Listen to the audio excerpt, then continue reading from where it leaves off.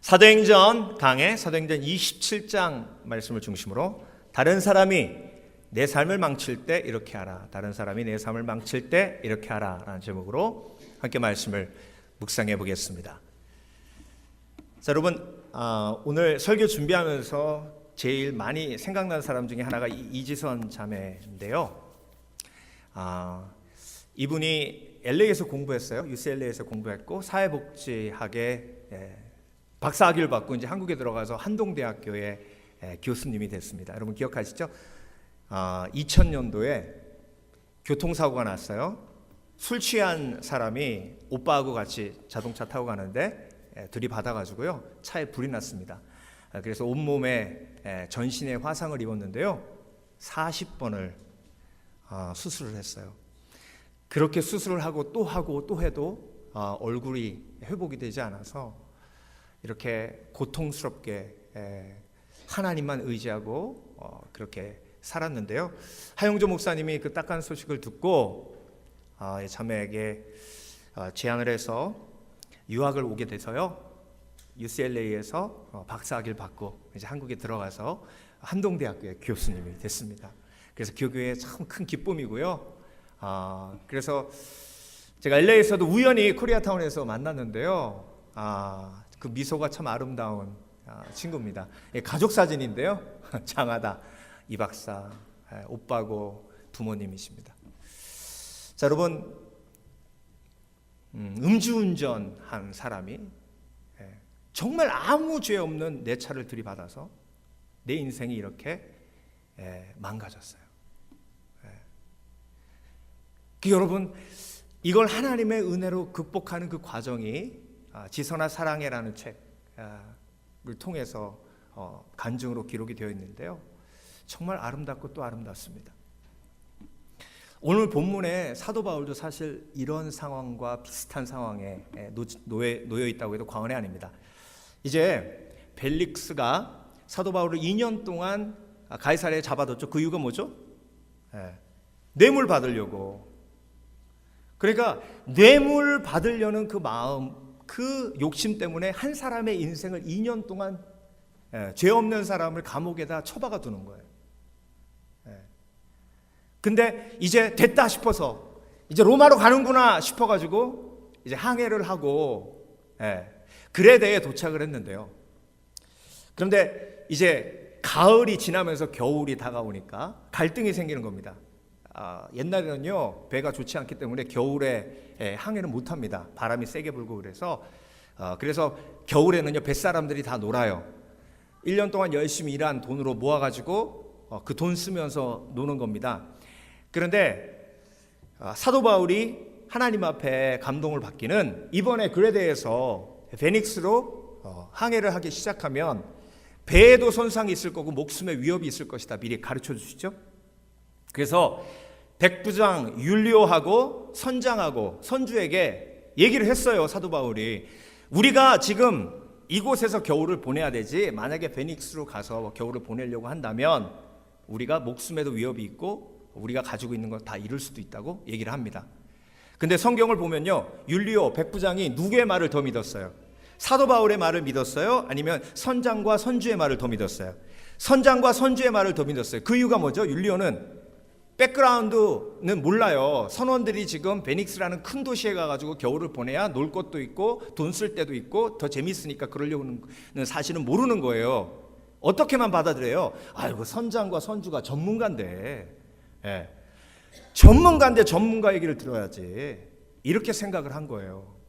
자, 여러분, 배에 우리가 본문을 보듯이 몇 명이 타고 있어요? 276명이 타고 있어요. 276명이 타고 처음에는 순풍이 불어가지고 우리가 결정을 잘했다 이렇게 싶었는데 나중에 유라굴라라는 광풍이 불어가지고요, 다 죽게 생긴 거예요. 배 안에 있는 모든 짐 다 던져버리고, 풍랑이 일면 배를 가볍게 해야 되기 때문에 그래요. 자, 여러분 보세요.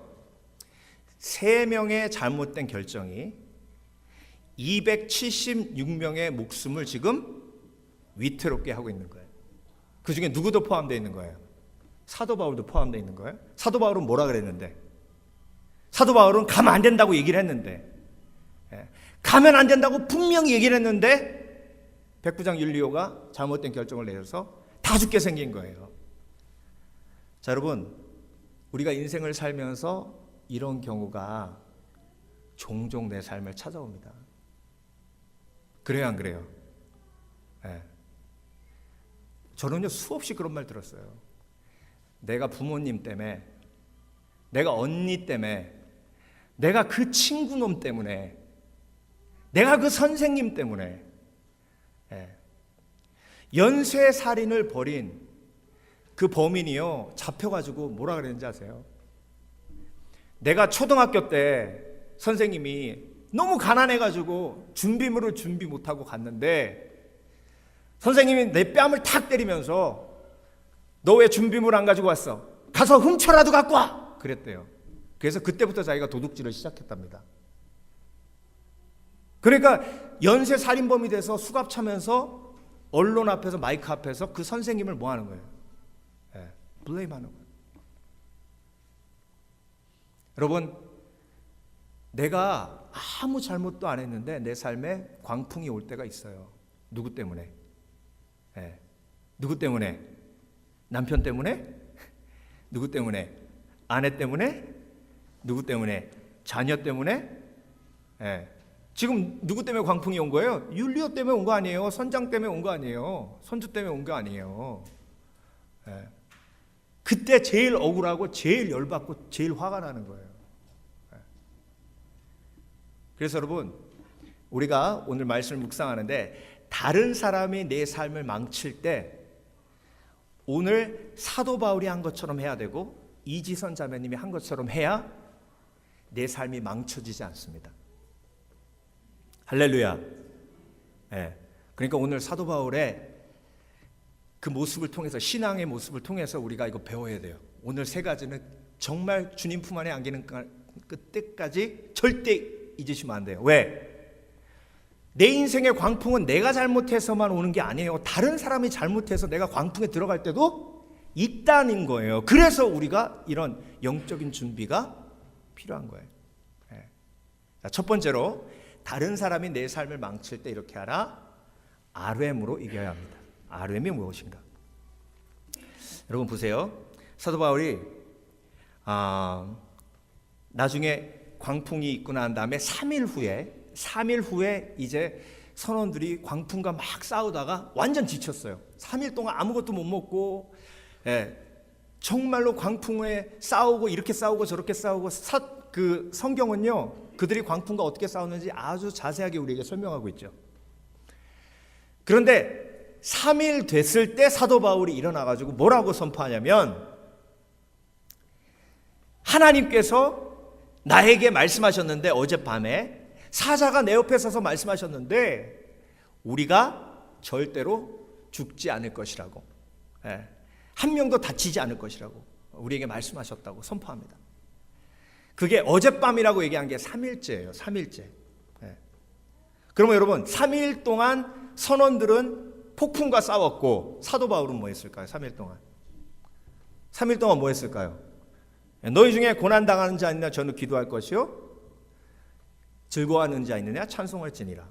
사도 바울이 빌립보에서 말씀하신 것처럼 아무것도 염려하지 말고 너희 구할 것을 감사함으로 하나님께 아뢰라. 그 앞에 오직이란 말이 붙는다 그랬어요. 오직. 그러니까 이 말을 했던 사도 바울이 기도했을 거 아닙니까? 뭐라고 기도했겠어요? 하나님한테 아뢰는 거예요. 하나님, 저 멍청한 율리오 때문에 우리 다 죽게 생겼습니다. 저 멍청한 선장, 저 멍청한 선주 때문에 우리 276명 다 죽게 생겼습니다. 죽으려면 지네들만 죽지. 아이고, 목사님 뭐 사도 바울 인격이 있는데 그렇게 얘기했겠습니까? 여러분, 폭풍이에요. 눈앞에 지금 폭풍이 널려 있어요. 죽을 위기라고요.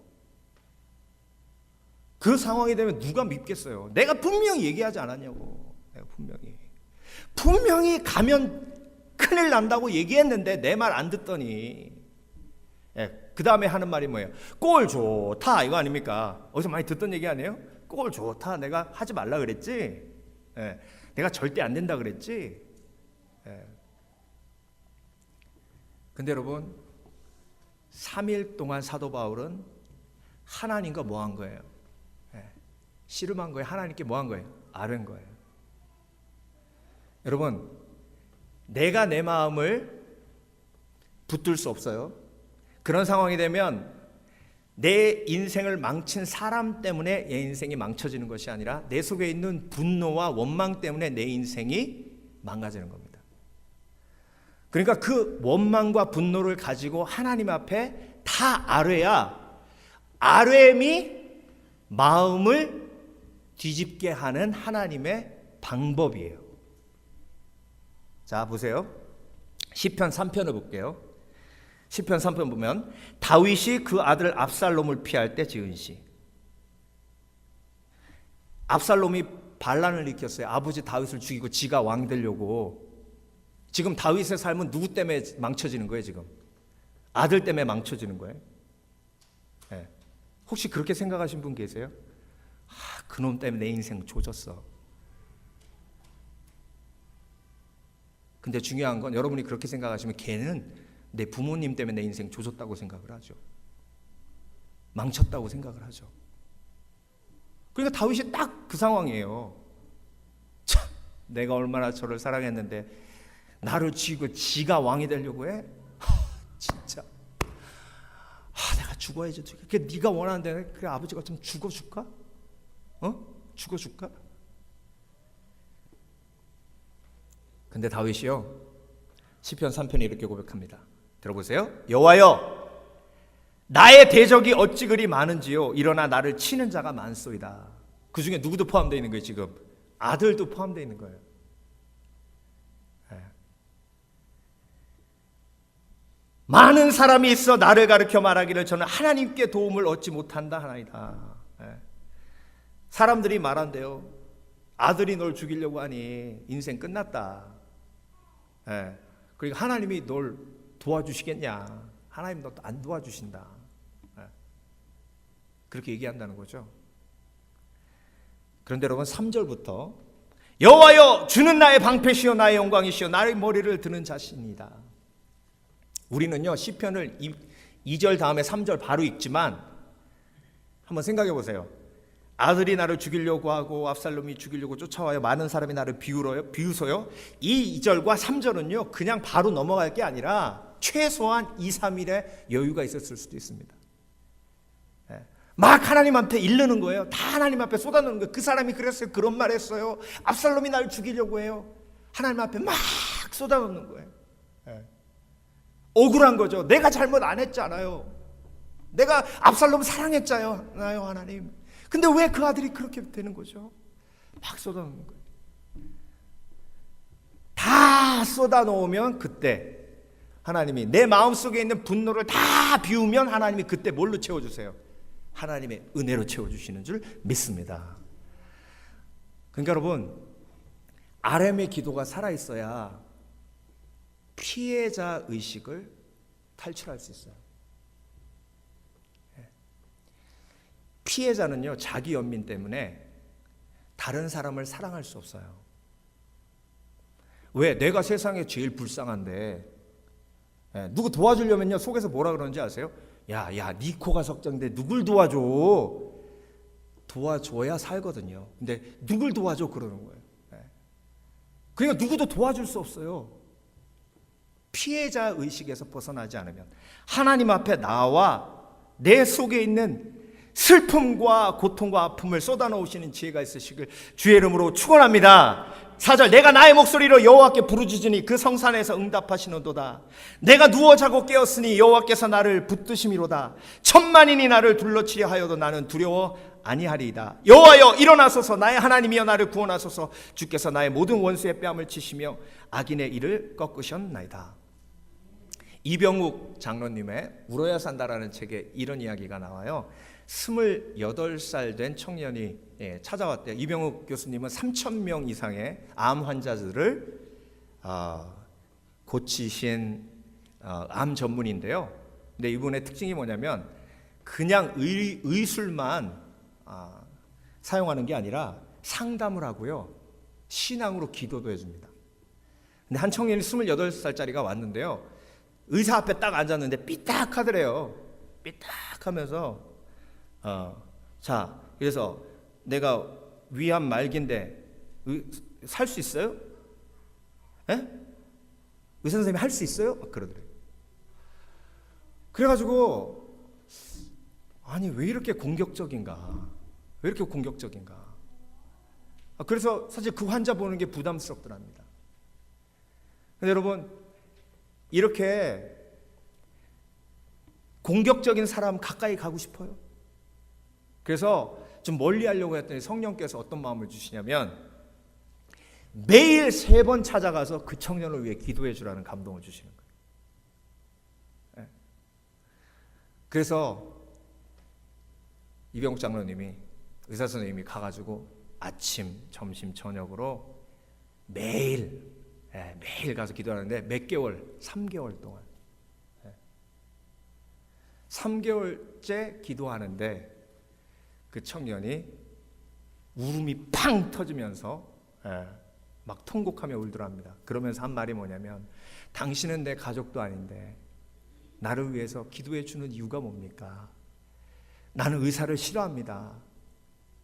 알고 봤더니요, 6개월 전에 위 내시경 검사를 한 거예요. 근데 위 내시경 검사를 했는데 그 의사가 아무 이상이 없다고 한 거예요. 근데 6개월 후에 위암으로 판명을 받았는데 말긴 거예요. 그러니까 6개월 전에 그 의사가 오진만 하지 않았더라도 자기가 살 수 있었다는 생각을 가진 거예요. 그러니까 어떤 생각이 드는 거예요? 그 의사가 내 인생을 망쳤다라는 생각을 가진 거예요. 그러니까 가득 마음속에 뭐가 있는 거예요? 분노가 있는 거예요. 공격성이 있는 거예요. 그때 울음이 터지는데요, 예수님을 전합니다. 그 청년이 예수님을 영접했어요. 그때부터 감사의 고백을 하더랍니다. 내가 예수님을 만나게 하신 의사 선생님께 감사를 드리고, 그리고 내 죄를 용서해 주신 예수님께 감사를 드립니다.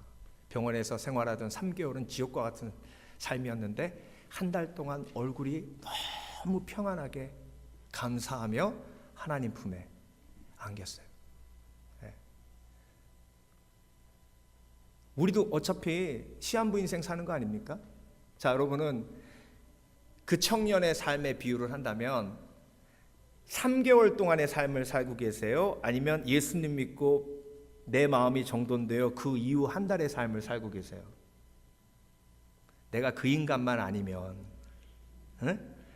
내가 그 사람만 하면, 내가 그때 사기만 안 당했으면, 그때 내가 그 사람 말만 안 들었으면 진짜 내가 이 생이, 그러니까 그 청년처럼요, 분노의 삶을 사는 거예요. 안 행복해. 그 사람하고 비슷한 생각 사람만 딱 있어도 저 쌍꺼풀 쫙 확 진 거 봐, 저거. 나한테 사기친 사람하고 똑같이 생겼어, 저거.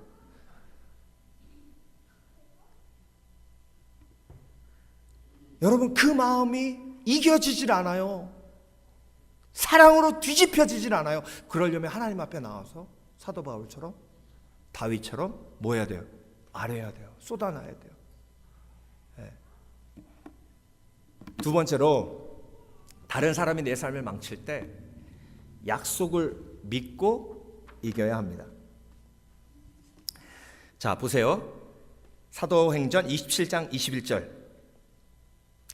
내가 너희를 권하노니 이제는 안심하라. 너희 중 생명에는 아무 손상이 없겠고 오직 배뿐이라. 나의 속한 바 곧 나의 섬기는 하나님의 사자가 이제 밤에 내 곁에 서서 말하되, 바울아 두려워 말라. 내가 가이사 앞에 서야겠고 또 하나님께서 너와 함께 행선하는 자를 다 내게 주셨다 하였으니. 그러니까 하나님이 어젯밤에 사자를 보내셔서 나한테 뭐 하셨다는 거예요? 약속하셨다는 거예요. 그러니까 우리가 표면적으로 보면 지금 율리오하고 선장하고 선주가 우리 인생을 다 망친 것 같지만 그게 아니라는 거예요. 하나님이 나에게 약속을 주셨다는 거죠. 근데 여러분 보세요. 22절 전에 사도 바울이 뭐라 그랬냐면 21절, 여러 사람이 오래 먹지 못하였음에 바울이 가운데 서서 말하되, 여러분이요 내 말을 듣고 글에 대해서 떠나지 아니하여 이 타격과 손상을 면하였다면 좋을 뻔하였느니라. 좋을 뻔하였느니라. 자, 약속을 붙들지 않으면 이 말 다음에 어떤 말이 나오는지 아세요? 좋을 뻔하였느니라. 내 말을 들었으면 좋을 뻔하였느니라. 약속을 붙들지 않으면 그 다음부터, 그러니까 어떻게 할 거예요? 우리 인생 다 책임질 거냐고. 내 말 안 듣고 이렇게 와가지고 우리 다 죽게 생겼잖아요. 당신이 백부장이고 로마에 높은 사람이 뭐 하냐고 우리 다 죽게 만들었는데 살려봐 어떻게? 방법 있어요? 그러니까 뭐 이게 블레이밍이에요. 블레이밍. 약속을 믿지 않으면. 그래서 여러분 인생이 가장 크게 망쳐지는 게 뭐예요? 지옥 가는 거예요. 영원한 심판에 나아가는 겁니다. 근데 그 어느 누구도 하나님의 허락 없이 한 인생을 망칠 수 없어요. 그 누구도 내 삶을 하나님의 허락 없이 망칠 수 없어요. 그래서 내가 예수 믿는 순간 하나님이 내 인생을 지켜주시는 거예요.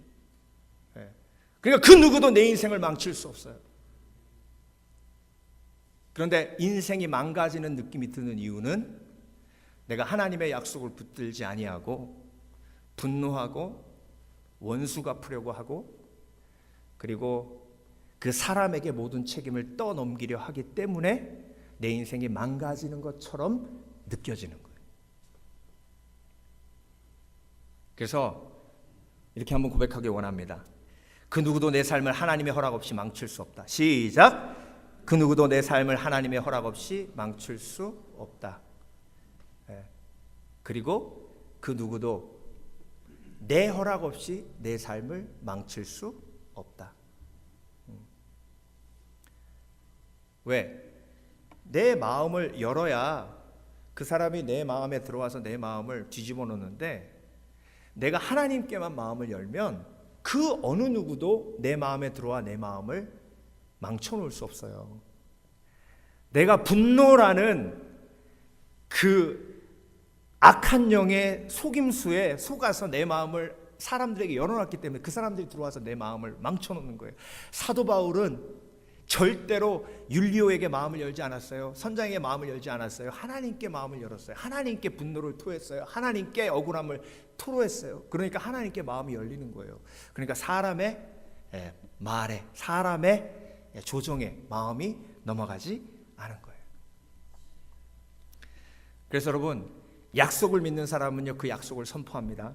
약속을 믿는 사람은 원망하거나 비난하지 않아요. 약속을 믿는 사람은 용서할 수 있어요. 하나님은 여러분에게 영생을 약속하신 줄 믿습니다. 그러니까 우리는 죽어도 살아요. 나를 병들게 한 사람, 나를 아프게 한 사람, 그 사람이 내 인생을 망친 게 아니에요. 나에게 상처 입힌 사람, 내 인생에 평생 기억에 남는 아픈 기억을 준 사람, 그 사람이 내 인생을 망친 게 아니에요. 그걸 내가 용서하지 못해서 그리고 하나님의 약속을 내가 붙들지 않아서 내 인생이 망가진 것처럼 느껴지는 겁니다. 그래서 여러분 오늘도 하나님의 약속을 붙드시길 주의 이름으로 축원합니다. 하나님은 우리에게 평안을 주신다고 약속하셨고 하나님은 우리에게 영생을 주신다고 약속하셨고 하나님은 우리에게 기쁨을 주신다고 약속하셨어요. 그러니까 우리는 기뻐할 수 있고 평안할 수 있고 소망을 가질 수 있고 그리고 하나님께 영광 돌릴 수 있는 삶을 살 수 있습니다.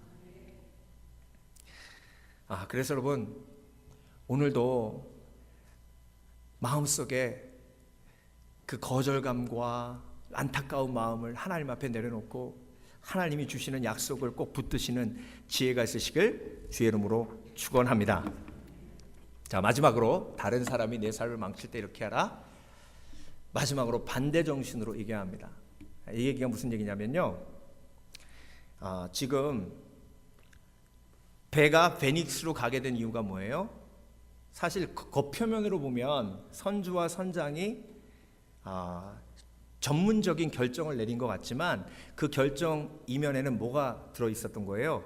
욕망과 욕심, 쾌락에 여기 있었던 거죠. 그래서 여러분 모든 결정은요 사실 그 이면에 영향이 있어요. 그 이면에 영향 속에 죄가 있으면 그 결정이 폭풍을 일으키는 결정이 됩니다. 자 보세요. 그렇게 가다가 그런 풍랑이 일었는데 14일 동안 아무것도 못 먹었어요. 그 배 안에 사람들이. 근데 알고 봤더니 밀이 있고 음식이 많이 있었어요. 그런데 왜 14일 동안 사람들은 굶었을까? 선장, 선주, 리더십들이 배가 어떻게 될지 모르니까 식량을 다 뒤에다 숨겨놓고 지들만 먹은 거예요. 그러니까 나머지 선장 그리고 나머지 선원들 아무도 못 먹고 14일 동안 쫄쫄 굶은 거예요. 그러니까 뱃속에는 어떤 영이 가득했어요. 이기심의 영, 쾌락의 영, 그리고 죄수들이 도망가려고 그랬더니 로마 군병들이 뭐라 그래요? 죽입시다, 죽입시다. 여러분, 로마 법에요, 간수도 그렇고 로마 병정도 그렇고 죄수를 데리고 가다가 죄수가 도망가면 죽여야 돼요. 못 죽이면 내가 죽어요. 그러니까 배가 침몰돼 가지고 죄수들이 다 도망가면 살아도 나는 죽는 거예요. 그러니까 차라리 도망 못 가게 뭐 해야 되는 거예요? 죄수를 다 죽여야 되는 거예요. 그러니까 배 위에 있는 영들이 살인의 영, 욕심의 영, 이기심의 영, 이것으로 가득 차 있는 거예요. 그러니까 배가 풍랑을 빠져 나오지 못하고 그냥 좌초하고 그냥 파손될 수밖에 없는 거예요. 여러분, 왜 다른 사람이 날 망친 것 같은 느낌이 드는지 아세요? 악한 영이 공격하기 때문에 그래요. 악한 영이 내 삶을 폭력으로 공격하고 욕심으로 공격하고 이기심으로 공격하고, 그러니까 그 공격에 내가 아무리 깨끗하게 살려고 그래도, 내가 아무리 잘못을 안 한 것 같아도 피해 입은 그런 삶을 살 수밖에 없는 거예요. 여러분, 그렇게 공격이 올 때 우리는 반대 정신으로 싸워야 이길 수 있어요. 죽음은 생명으로 싸우고 욕심은 나눔으로 싸우고. 그러니까 배 안에 가득한 이기심이 배를 망치고 있으니, 쾌락의 영이 망치고 있으니 사도 바울이 어떤 영으로 대적하냐면 다 모이라 그래가지고 음식을 나눕니다. 다 먹여요. 나눔이에요. 이게 반대 정신이에요. 나를 망치는, 내 인생을 망치는 사람이 나한테 폭력으로 다가오면요, 절대 폭력으로 이길 수 없어요. 그 사람이 나한테 사기치는 영으로 다가오면 똑같이 나도 똑같이 사기치면 이길 수 없어요. 나는 십자가의 정신, 반대 정신으로, 사기치려고 그러면 진리로, 욕심으로 다가오면 나눔으로, 폭력으로 다가오면 비폭력으로, 불로 다가오면 물로 싸워야 이기지, 불로 다가오면 불로 싸우면 같이 타 죽어요. 그러니까 여러분, 지금까지 다른 사람이 내 삶을 망칠 때 그 악한 영의 공격을 싸워서 이기지 못하고 내가 도망가고 피해의식에 빠져가지고 어둠 속에 있었던 이유가 뭐냐면 영을 분별하지 못해서 그런 거예요. 자, 그래서 사도 바울이 나누죠, 섬기죠. 자, 사도 바울을 죽이려고 하는 사람을 살립니다. 사도 바울을 죽음으로 몰고 간 사람을 사도 바울의 지혜로 뭐 하는 거예요? 살리는 거예요. 성령은 살리는 영인 줄 믿습니다. 악한 영은 죽이는 영이에요. 도적이 온 것은 도적질하고 죽이고 멸망하려는 것과, 인자가 온 것은 양으로 생명을 얻고 또 풍성히 얻게 하려 하심이니라.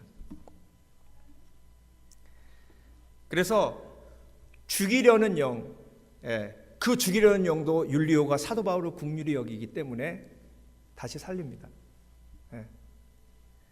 그래서 여러분, 골로새서 2장 15절, 통치자들과 권세들은 무력화하여 드러내어 구경거리로 삼으시고 십자가로 그들을 이기셨느니라. 여러분, 십자가로 이긴 거예요. 권세로 이긴 게 아니에요. 십자가로 이긴 거예요. 예수님의 반대 정신은 십자가예요. 채찍을 때리면 맞아요. 그렇지만 부활함으로 이기는 거예요. 비난하면 비난을 들어요. 그렇지만 그 비난하는 사람을 축복하면서 이기는 거예요. 예. 아이고 목사님 오른뺨 맞으면 왼뺨 내밀라고 했는데 그게 제일 힘들어요. 그러니까 제일 힘들고 못하겠을 때 우리가 어떤 말을 해요? 못하겠을 때 도와주세요. 근데 못하겠다고 포기한 사람은 절대 도와달라고 안 합니다. 아이고 목사님 나 못 들어요. 저 스피커를 어떻게 들어요? 못 들어요. 예. 이러면 도와달라고 안 해요. 아유 못 들어요. 근데 한번 해볼까요? 아이고 안 되네. 도와주세요. 아이고 한 사람만 도와달라는 말을 해요. 그러니까 오른뺨 맞고 왼뺨을 내밀려고 한 사람만 성령의 도움을 구한다는 거예요. 여러분이 왜 도움을 구하지 않느냐면 아예 못한다고 포기했기 때문에 그래요. 어떻게 나를 욕하는 사람을 축복하느냐, 어떻게 나한테 폭력으로 다가오는 사람한테 내가 축복할 수 있느냐. 나는 못해요가 아니에요. 하려고 노력도 안 했어요. 그러니까 도와달라는 말도 없는 거예요. 근데 여러분 다윗의 인생을 압살롬도 망치려고 했지만 누가 제일 크게 망쳤어요? 다윗의 인생을. 우리가 역대기 지금 공부하고 있잖아요. 사울이 그랬잖아요. 사울이.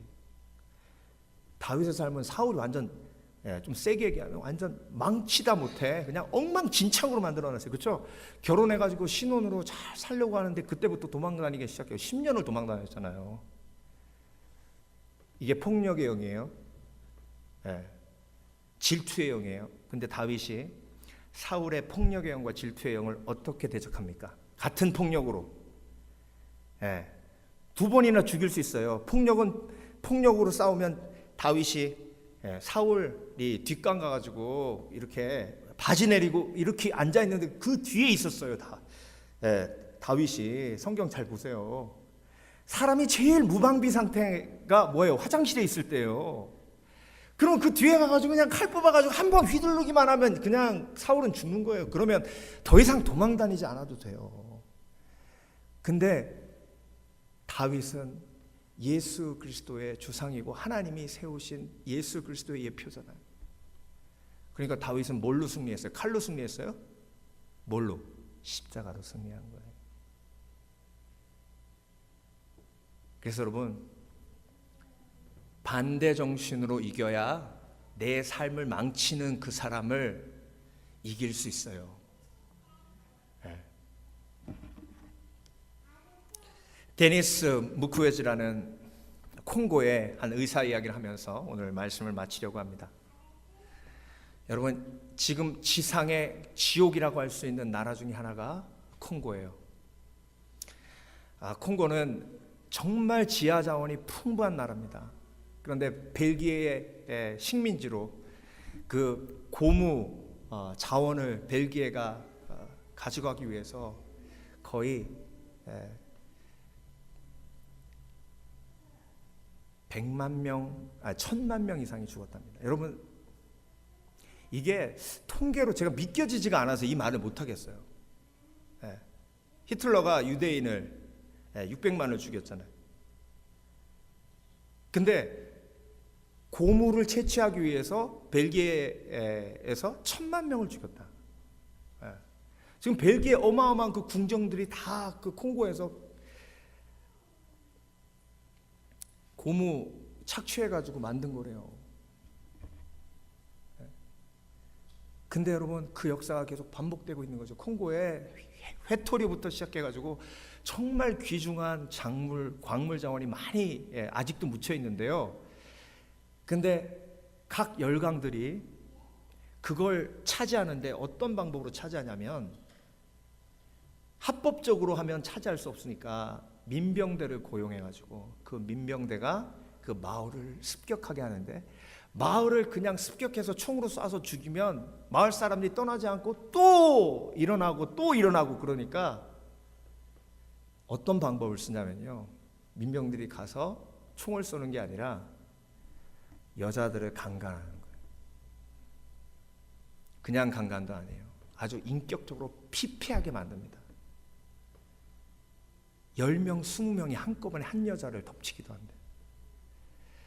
온 몸이 만신창이가 돼서 닥터 데니스 무크웨즈가 만든 병원으로 오는데요. 이분이 산부인과 의사인데 하루에도 몇십 명씩 그런 여자들을 수술하는 거예요. 그러니까 자기는 콩고가 너무 무법천지라 그냥 사건이 매일 벌어지는 줄 알았는데 나중에 알고 봤더니 이게 민병대와 연결이 되어 있고 그 민병대 뒤에 욕심으로 가득한 서구 열강의 기업들, 다행히 한국 기업이 없어서 다행이에요. 그 중에 미국 기업도 있어요. 중국 기업도 있고.